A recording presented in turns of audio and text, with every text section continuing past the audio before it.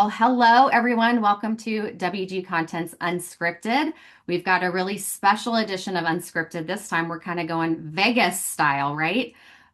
So we're having a lot of fun meeting the group that is Solutions Central. There are 13 of you, of which we have four today, and we've met some of the other ones already through this same unscripted format.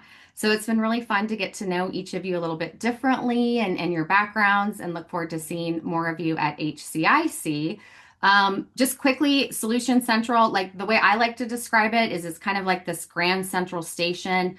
There will be a booth in the exhibit hall, and these lovely people are coming together to answer your toughest healthcare marketing challenges and or point you in the right direction of other partners in the exhibit hall that can also answer those questions. So really a neat concept that they're coming together to be able to help us be more effective and efficient in all of our roles. So welcome to Unscripted.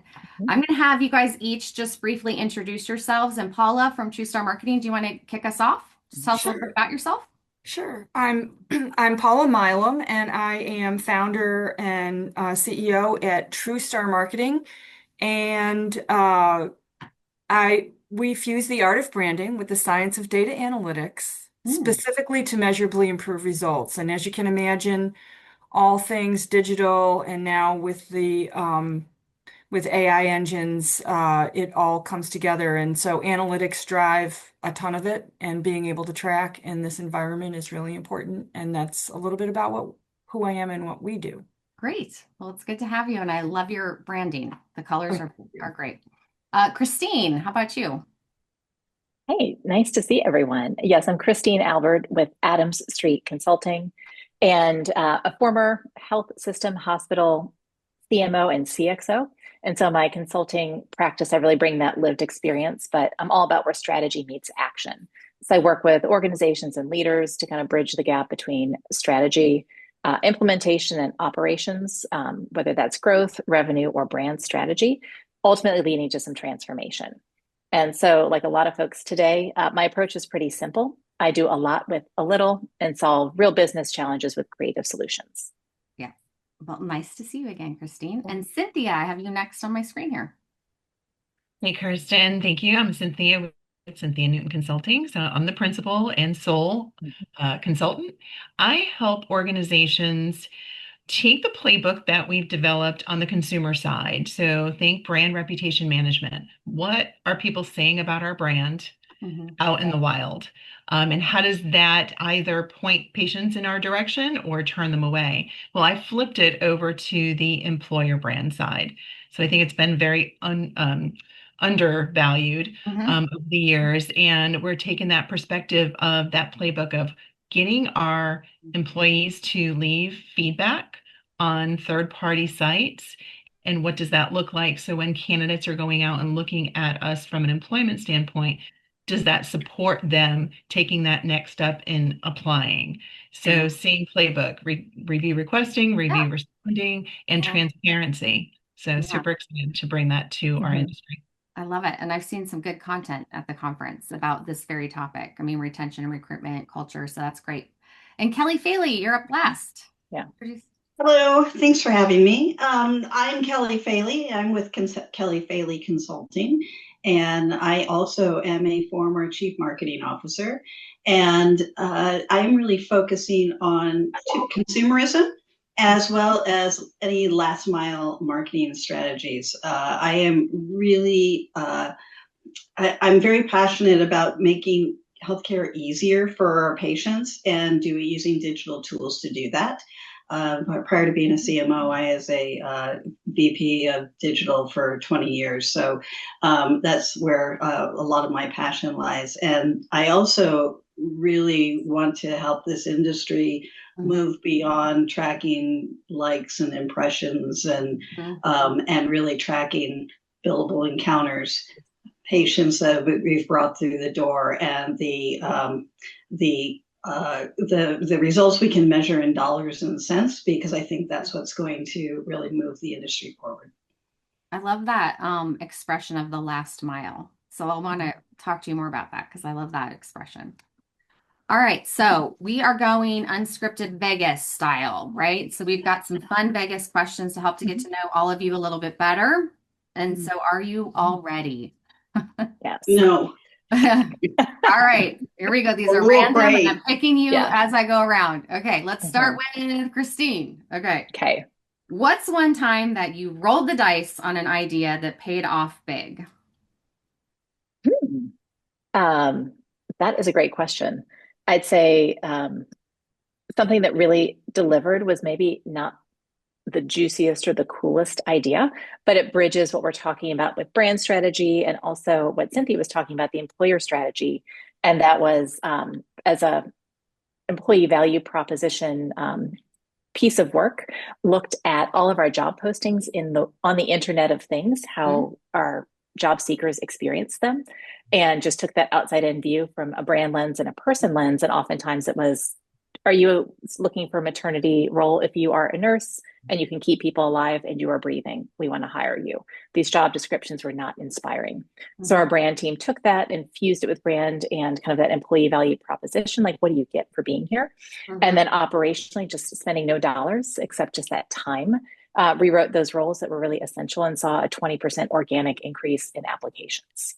That's So just awesome. small tweaks on things Yeah. that are living in the world that, just maybe wallpaper because you've seen it for so long, but rethinking things that exist. Yeah. Well, I remember a few years ago when you were on the Tips in 10 Minutes with me and you talked about the offer letter and even just like reimagining your offer letters and how to make those more personal and and really the first in their experience with your culture. And I thought that was a really cool idea. So thank you. Yeah. All right, Kelly, you're up next. Okay. What's a gamble that healthcare marketers should be taking right now, but maybe aren't? So I think that there are still probably some healthcare marketers out there who probably admittedly are not the ones at HCIC who are still not using digital tools and are afraid of using AI. And I know I've run into some still who are like, well, I don't want to use AI because I'm afraid it will plagiarize, or I'm afraid that it will be career limiting because I'm going to work myself out of a job. And I think that everybody really needs to take that gamble if they're still afraid, because there may be fewer jobs in the future, but if you don't know AI, you won't be eligible for them. So everybody needs to be able to work in this new world. Right. So that was one I was going to say, but the other I already talked about with that last mile, and really we need to start looking at dollars and cents. And I think that that's a big leap, because a lot of executives that all of the chief marketing officers and marketing teams in-house work with, and even that independent consultants like I work with, they don't view marketing that way. And so you need to help them pass that so that the entire industry sees the value of what marketing can bring to the table. Well, and especially too, as all of those metrics are changing so much. I mean, you're not seeing a lot of that top of the funnel performance anymore. And so being able to look at that last mile and really understand what that is, I think is so important.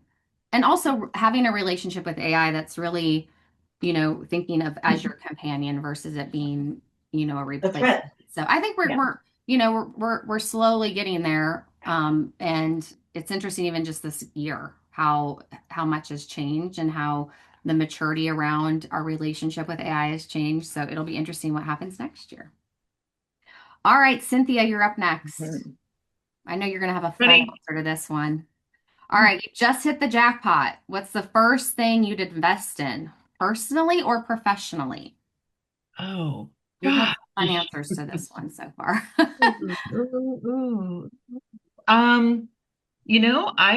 I would put the money exactly what I'm attempting to do. I would put it into creating resources for other consultants and small agencies to join together and be able to compete against the larger ones and show, just listening to the ladies on the call, just the volume of experience that sits in these smaller agencies and consultancies. I think that's where I would invest my money and continue to invest my time. Really having a group of, what is the expression, practitioners versus generalists, and having the practitioners, really come together versus having kind of a generalist approach. That's kind of how I look at it. All right, Paula, you're last, but Uh-uh. we'll have more questions. But for this Hmm. round, here you go. So, how do you know when you've hit the jackpot with a client or a campaign?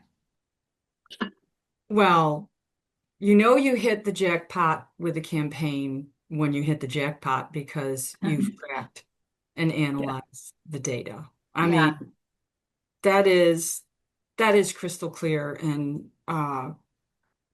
so having the plan for what you're tracking and what the jackpot is, Mhm. right? Like if you're going to play a game, like how do you win? Like what does winning mean, right? Mhm. And so kind of knowing what you're analyzing and tracking those specific things and knowing how to do it in a compliant manner and Mhm. working through it is what's under the hood, right? Yeah. Yeah. But you know when you hit because Yeah. the data shows you. Yeah. I And know then, that sounds very simplistic, but it Yeah. it it is.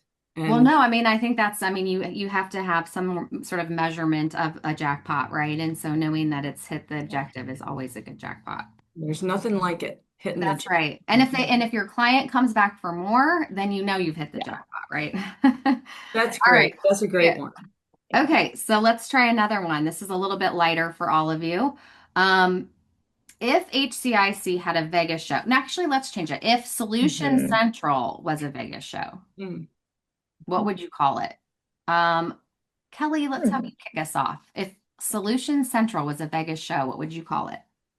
Uh, I'm not sure what I'd call it, but it would be a Cirque du Soleil show Yes, very because acrobatic and very acrobatic.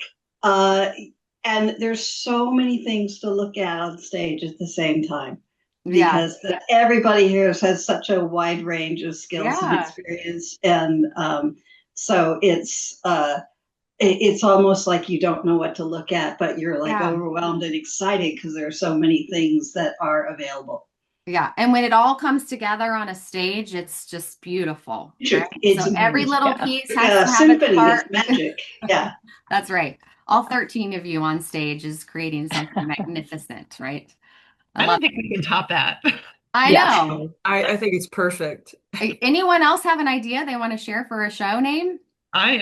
No, Kelly hit it perfect. It would be a Hmm. way. So Yeah, I think it's a I I thought Natalie. of I thought of magic answers or answer magic Oh because yeah. Yeah. it's like you have these questions and you're trying to figure them out. And, Hmm. you could go around and talk to all different people and gather multiple, perspectives and Hmm.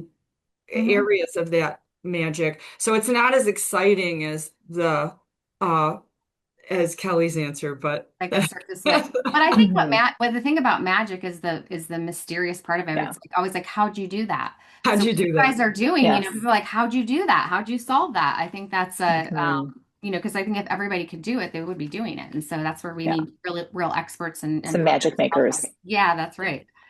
So those were all Yeah. really good answers. Um, let's see. Let's go with Christine. I'm going to ask you this Mhm. one. Finish this sentence. Healthcare marketing would be better if we all just blank. At the moment, it might be if we all just breathe, which I know is not a data-driven answer, but just I think the Good intensity of what's answer. happening in healthcare at the Hmm. moment. And that's been going on for a long time, for years, from COVID and beyond, but especially at this moment. And so just having that breath to be like, you've got this, you Hmm. will figure it out. The work that we're Yeah. doing is important. Just take that calming breath Yeah. and then move on. Yeah. I think that's such good Yeah. advice. Yeah. All right, Cynthia, you have our last question. Are you ready? ready. All right. If Solution Central was a slot machine, what would the three symbols be? You got me.